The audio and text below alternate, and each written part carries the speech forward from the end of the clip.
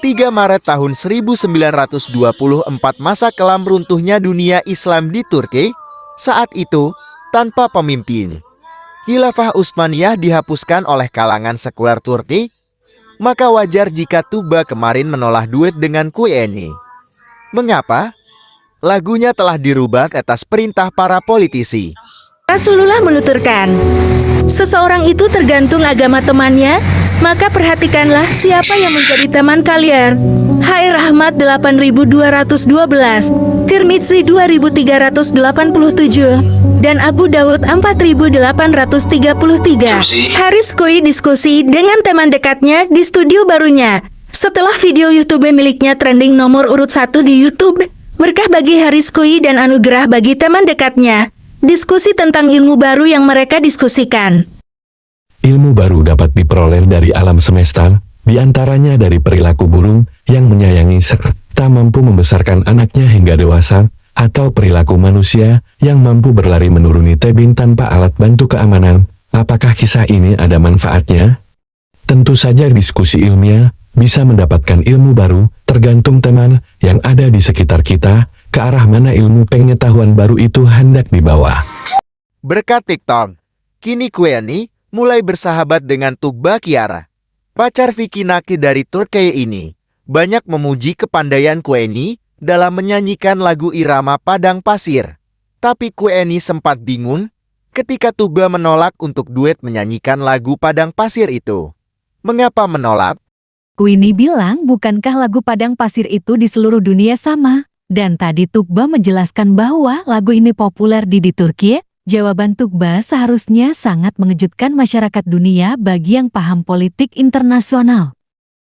Jangankan lagu Padang Pasir, azan saja tidak boleh berbahasa Arab. Semua harus berbahasa Turki. Maka saat ini 2024, Tuba tidak bisa diajak duet oleh QNI, sebab lagu yang iramanya sama di seluruh dunia itu. Di Turki liriknya sudah dirubah jadi berbahasa daerah setempat atau bahasa nasional Turki. Banyak pelantun adzan berbahasa Arab dibunuh, dianggap melanggar aturan negara. The New Islamic Encyclopedia menyatakan pada tahun 1928 Ataturk meminta Ismail Haqqi Baltagi Oglo, seorang profesor di Divinities College, memasukkan ke dalam RUU Reformasi sebuah artikel yang menegaskan perlunya segala sesuatu dalam bahasa Turki. Mari kita simak adzan di Turki berikut ini.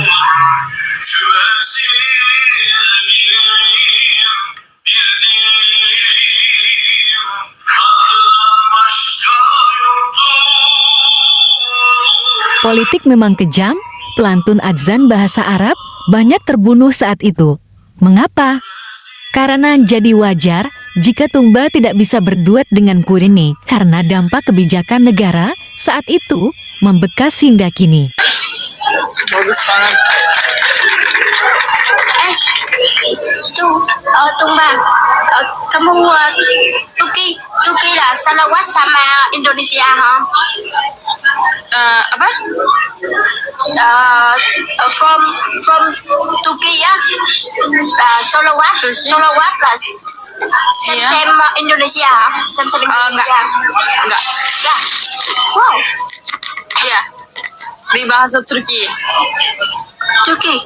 Tapi no habitat. Oh. Iya. Kamu tahu sallallahu pasti dong. Iya dong. Ini dah sama. Ini sama. Ini. Habitat. Aku nyanyi sama. Sama aku? Lalu sekarang. No. Lagu sekarang aku nyanyi nah. Sama you tahu? Kamu tahu? Yang ini? You know? Nyanyi bareng. Tapi cuma gak bisa nyanyi. Pusing lah. Coba, EN nyanyi, Tuba ikut nyusul. Walau saat Endogan berkuasa sudah mengembalikan suasana di Istanbul, Ayah Sofia sudah kembali jadi masjid dan azan kembali ke bahasa aslinya, tapi Tuba tidak bisa mengikuti lagu solawat yang Queenie bawakan. Ini warisan kekejaman politik masa lampau di Turki. Tuba, apa? Nggak sabar. EN-nya nih, Tuba join. Akhirnya Tuba join bersama Queenie menyanyikan lagu yang sama, yang sebenarnya iramanya sudah Tuba kuasai, karena di Turki pemeluk Islam mendominasi masyarakatnya, namun terbelenggu kebijakan masa kekuasaan sekuler si masa lampau itu. Walis alada. Itu gak tahu. Kamu tahu? Aku gak tahu. Aku tahu. Oh, oke. Tidak sama salawat, tidak sama. Oh, Iya. tahu.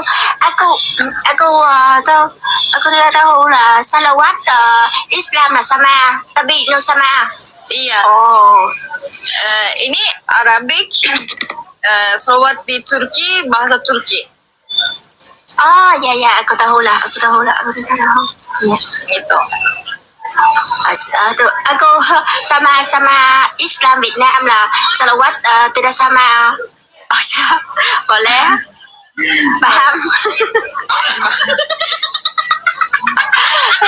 Do you know Maher Zain? Maher Zain? Mahasen? Gak tahu. Ngomong mau batal.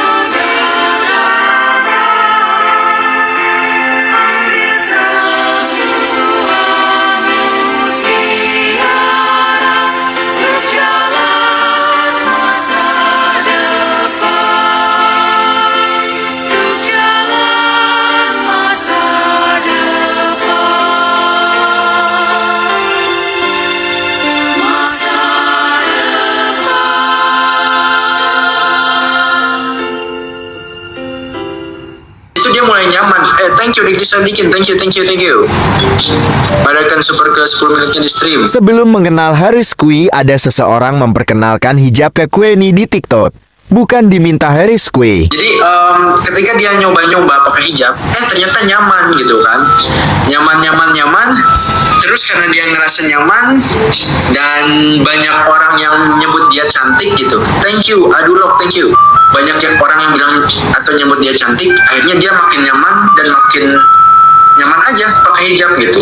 Bahkan kalau kalian lihat di video-video kita setiap jalan itu, hampir setiap kali kita jalan, dia itu kan sering diliatin banyak orang gitu, sering diliatin orang Vietnam.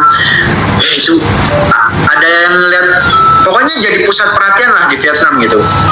Tapi yang banyak dari orang Vietnam yang bilang kalau dia itu cantik, bahkan orang Korea bilang dia itu cantik ketika pakai hijab gitu. Jadi ya itulah kenapa dia sampai sekarang ngerasa nyaman pakai hijab gitu. Pembicaraan Haris Kui ini tentu saja sangat bermanfaat karena ada informasi yang akurat dari sumbernya. Selama ini hanya menyalahkan Haris yang tidak mau segera memberi kepastian ke Queenie. Padahal dia sudah rela belajar Islam karena Haris Kui. Kini terbantahkan. Karena Queenie belajar agama Islam itu jauh sebelum kenal dengan Haris Kui. Aku lihat komen lah. Oh, you lihat komen. And you hijab? Why you hijab? You say me hijab cantik. Jadi aku suka hijab. Oh. Ya, jadi intinya Nggak share mah minang mukbang guys di TikToknya guys.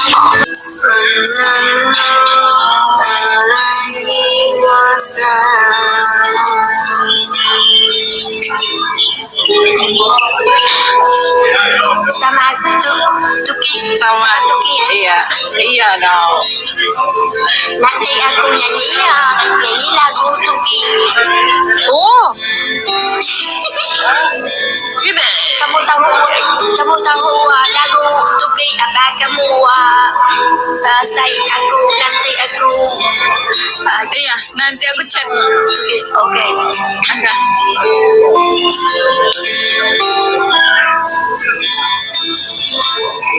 Anta Samsun, Anta Baru, Anta Nurun, Fakut Nuri, Anta Samsun, Anta Baru, Anta Nurun, Fakut Nuri, Anta Isi. Ada riwayat, sang cucu berkata pada kakaknya, "Kakak, kenapa engkau tak menyambut panggilan itu dan berangkat ke masjid?" Sang kakek pun menjawab, "Azan Rasulullah tak begitu cucuku." Sambil membanting sebuah arloji, sang kakek bergegas menuju masjid. Sang kakek menarik muadzin yang menyerukan panggilan sholat dalam bahasa Turki itu. Dan sang kakek kumandangkan adzan. Mendengar lantunan adzan dalam bahasa Arab, segera para polisi menuju masjid. Kegaduhan pun terjadi. Lelaki tua itu diseret keluar masjid. Polisi marah pada sang kakek, dan lelaki tua itu pun melawan sampai seorang perwira mengarahkan pistol dan melepaskan tembakan. Sebelum timah panas menembus tubuh lelaki tua, seorang laki-laki muda menghalangi. Dia terjatuh. Anak kecil yang menjadi saksi semua kejadian itu pun berteriak, "Ayah!" Dotana kakak itu terbunuh. Dan cucunya pun memeluk jasad ayahnya. Selang waktu berganti, anak kecil itu pun tumbuh menjadi seorang pejuang. Jalannya panjang memasuki dunia politik yang penuh dengan tipu muslihat kaum sekuler. Tapi cita-cita luhur untuk mengembalikan Turki pada cahaya Islam tak pernah padam. Adnan Menderes, anak kecil itu tumbuh dan akhirnya berhasil menang 52% menjadi Perdana Menteri. Ternyata dalam usaha sekularisme menjauhkan mereka dari Islam. Sebagian dari mereka tetap merindukan Islam. Rindu Al-Quran, rindu azan seperti azan Bilal bin Rabah, para wanita rindu menggunakan hijab di ruang publik. Azan berbahasa Turki dikumandangkan selama 18 tahun lamanya hingga kemudian dikembalikan ke bahasa Arab oleh pemerintah yang baru, Perdana Menteri Adnan Menderes pada tahun 1950. Kalangan sekuler tak suka dengan kebijakan-kebijakan Adnan Menderes yang pro pada umat Islam. Dia difitnah sebagai diktator. Perbaikan ekonomi yang pesat tak pernah diindahkan oleh kaum sekuler. Adnan tetap sebagai orang yang harus disingkirkan. Sehingga ia pun dikudeta pihak militer dan ia pun syahid di tiang gantungan. Turki yang terjerembab ke dalam lubang hitam, sekularisme, mengembalikannya bukanlah hal yang mudah. Butuh waktu 18 tahun bagi Adnan Menderes mengembalikan azan kembali berbahasa Arab, itu pun harus ia bayar dengan nyawanya. Dan partai politik berhaluan Islam, Partai Refah Partai Kesejahteraan juga dikudeta dan partainya dibubarkan. Pelarangan hijab di Turki dimulai pada tahun 1984. Hijab dilarang penggunakan di ruang publik, termasuk sekolah, universitas, pengadilan, kantor pemerintahan, dan institusi resmi lainnya. Pada tahun 2007, di depan pendukungnya Erdogan berjanji akan menghapuskan pelarangan hijab jika terpilih sebagai Perdana Menteri dan partainya AKP Partai Keadilan dan Pembangunan menang. Dengan izin Allah, mayoritas rakyat Turki memilih Erdogan dan AKP.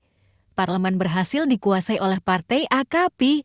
Pada tahun 2010 pelarangan hijab di universitas dicabut. Hijab juga mulai diperbolehkan digunakan di institusi negara pada tahun 2013 dan sekolah pada tahun 2014. Tukba kini bebas berhijab, tapi tidak bisa menyanyi berbahasa aslinya.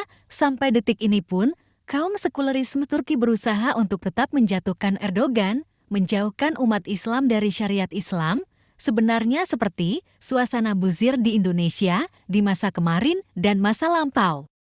mereka yang menyudutkan pemeluk Islam yang taat dan fanatik.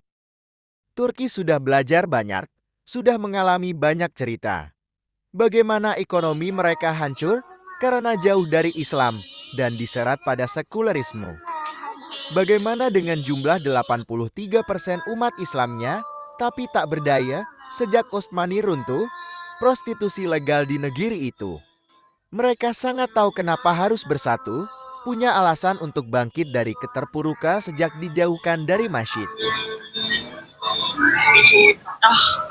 Ini bagus banget. Yang ini suka banget.